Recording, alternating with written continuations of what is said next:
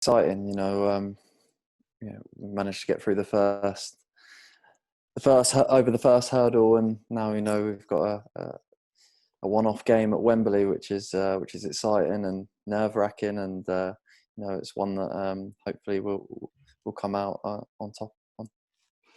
And you had two very tough legs against Portsmouth in the semi-finals, didn't you? I think, first of all, how tough was it being back out there playing competitive football again after such an extended break?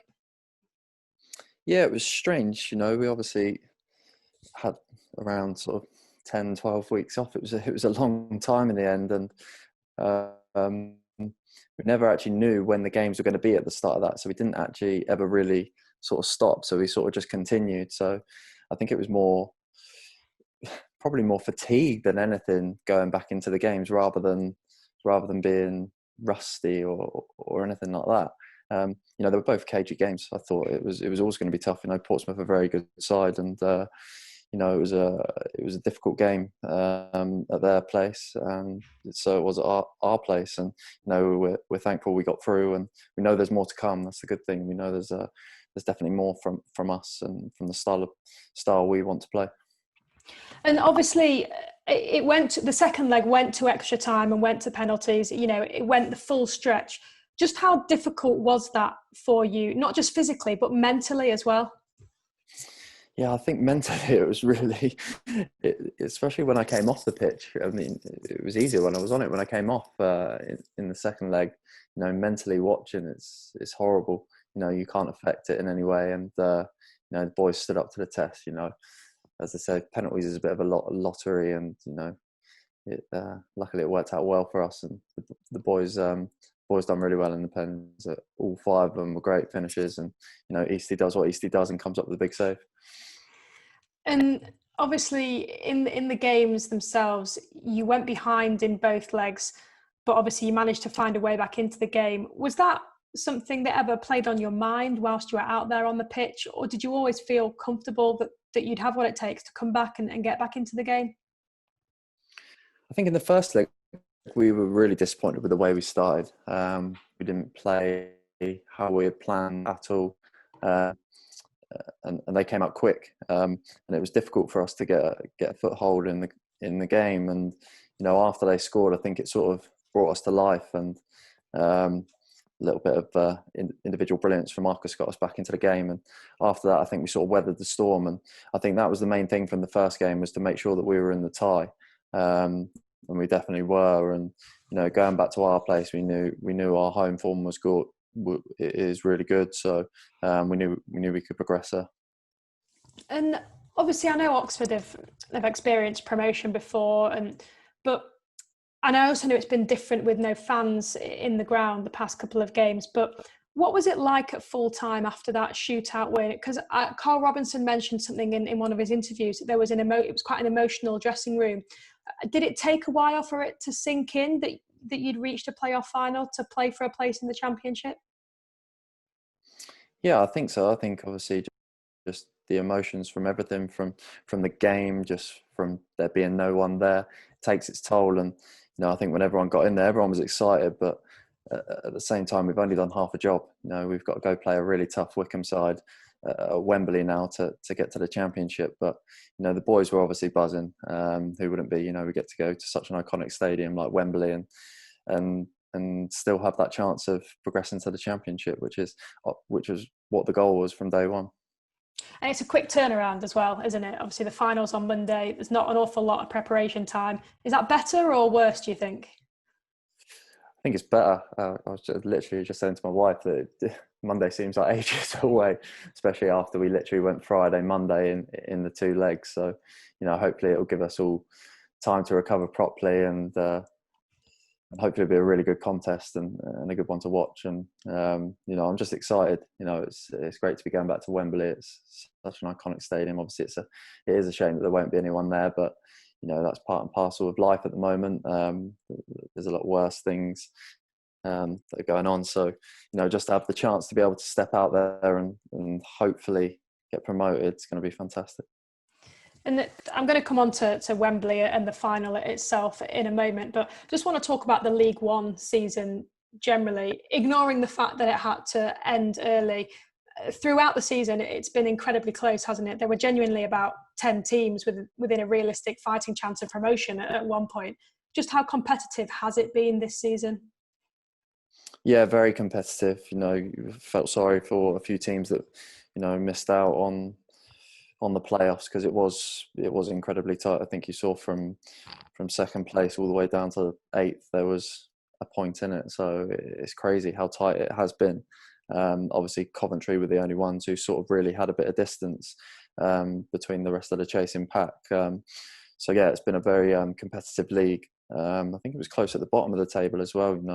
Tranmere were unlucky to go down. They I think they've won 3 on the bounce before the season got curtailed. So it's an incredibly tight league this year, and we're thankful that we got the opportunity to play in the playoffs, and we think we deserved it, because we think we performed really well this season, and ultimately we would have liked to have finished the season and gone up after playing the full fixture list, but with the current state of affairs, obviously that wasn't to be. And was promotion or the playoffs, was it always the aim at the start of the season? There's been a lot of talk, especially around Wycombe, of them being underdogs this season. Would it be fair to call Oxford underdogs, or was the promotion genuinely always the aim from the outset? I think every single club in the whole entire league, throughout every league, goes into every season believing that they can get promoted or they can win it. That's just maybe not the Premier League. The Premier League's slightly different, but you have to think that way. Have we got the biggest budget? I very much doubt it. I suspect that ourselves and Wycombe's are probably very similar. We're probably around middle of the league. So to other people, we might not have been bookies' favourites, but we believed in the camp that we could do something special this year, and hopefully we still can. And how much is that down to the manager, to Carl Robinson, do you think? I mean, he's been there a couple of years now. It's clear to see that he's taken the club in the right direction. Yeah, definitely. I think the whole club's going in the right direction. Gaffer's got a big part of that. He's been brilliant, with his recruitment process this summer. And obviously we have some players. I think Oxford is that's what we'll have to do at certain times, but they don't stand in the way of people's careers. So they've progressed, and we brought the right players in, and we've done really well. And Gaffer's brilliant with the young lads. He's excellent. He's got a proven track record of doing great things for them. You look at some of the players he's brought through just in the last 2 years. Gavin White's gone to Cardiff, Shandon and Tariq both gone to Brentford. So he's very good at developing young players, and it's about having that balance as well with the senior boys. And he's done that brilliantly this year. And just looking at your performances personally, you've made about 35 appearances this season, scored 14 goals. As someone who's played a lot of football in their career, where does this season rank for you personally? Yeah, obviously, if we go up, it could be one of my best. I've really enjoyed my football since I've come to Oxford, especially.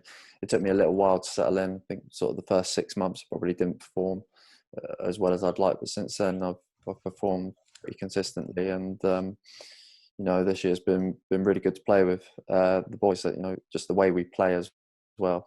The passing football really suits me, and the gaffer has a lot of confidence in me to play my game, which is great, and it does sort of take the shackles off sometimes. But it also helps having players around you that know your strengths, and I've certainly had that this year.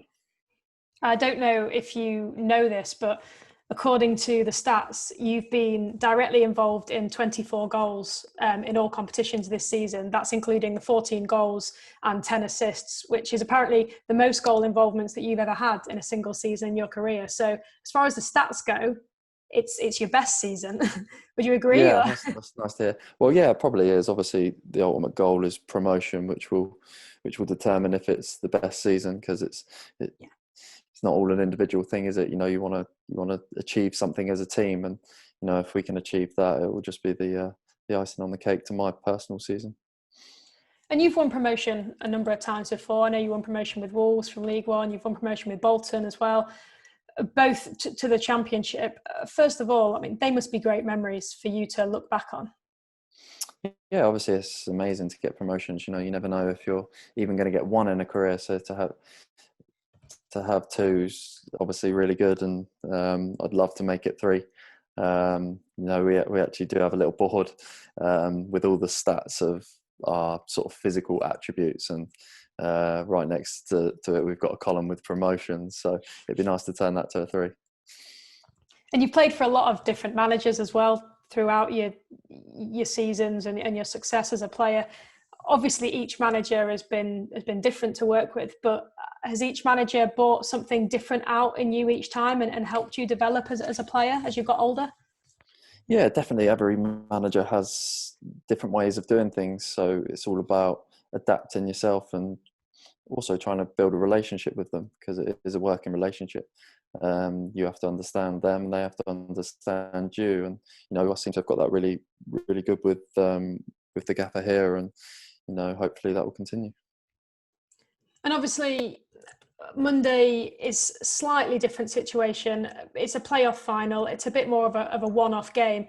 But how important could those previous experiences, playing for different clubs, achieving promotions at different clubs, playing for different managers, how important could those experiences be for you heading into a game such as Monday? Yeah, obviously they'll help, but you hit the nail on the head. It is a one-off game, and it's about the whole team turning up on the day, and playing our way. We know it's a tough test. Wickham are very good at what they do, and they're deservedly in the playoffs this season. So it's going to be a really interesting game. They're two very different styles of football, but two very good teams. And I just want to touch on your role within the squad a little bit. Obviously, similar to Wickham, there are a couple of players within Oxford's squad that have experienced promotion before. There's some younger lads and some older lads. How much of an influence, if any, do you guys have on the likes of Ben Woodburn and the younger members of the squad, especially going into a game with the magnitude of a playoff final? Yeah, I think we just try and keep everyone calm and level-headed. It's probably myself, Jamie Mackey, and John Massinio, the more senior boys. And then we do have a very, very young squad, really. But it's just about keeping everyone calm and making sure that everyone's ready to fight when the game comes around, because games like this don't come around every day. It's a one-off chance. One of our mantras has been that you might never get a better chance. So we're looking to take this one. And obviously, with it being at Wembley, and as I mentioned, slightly different experience this time around, very unique circumstances. It'll certainly be different, but does it change your preparation at all, or do you prepare the same as you would for any other playoff final, whether there's 50,000 fans in the stadium or not? No, I think it will be exactly the same. We'll all go stay in a hotel. Well, it's actually optional. So it'll be optional in the hotel for the Sunday night. And, just prepare as normal, go through your normal match day routines, and, hopefully go out there and perform on the day. Just if you were playing in front of one person or 50,000 people, it doesn't matter. You still need to perform to the best you can. And finally, everyone wants to win promotion. The Championship is one of the most watched leagues in the world. It's the dream for a lot of players. I know you've done it before, but what would it mean to you again, and mean to the team as well, to get promoted and compete in the Championship next season? It's massive to everyone. That's ultimately where every player at this level wants to be. They want to take that next step up. I'm lucky enough that I have played at that level, but I'm desperate to get back there. I still believe in myself, and I still believe that I can play at that level. For whatever reason, I'm not. So this could be the best route back there for me, and I'm desperate to take this opportunity and to help Oxford as a club as well to get there, because I think this season everything's been moving in the right direction for the club, and this would really top it off.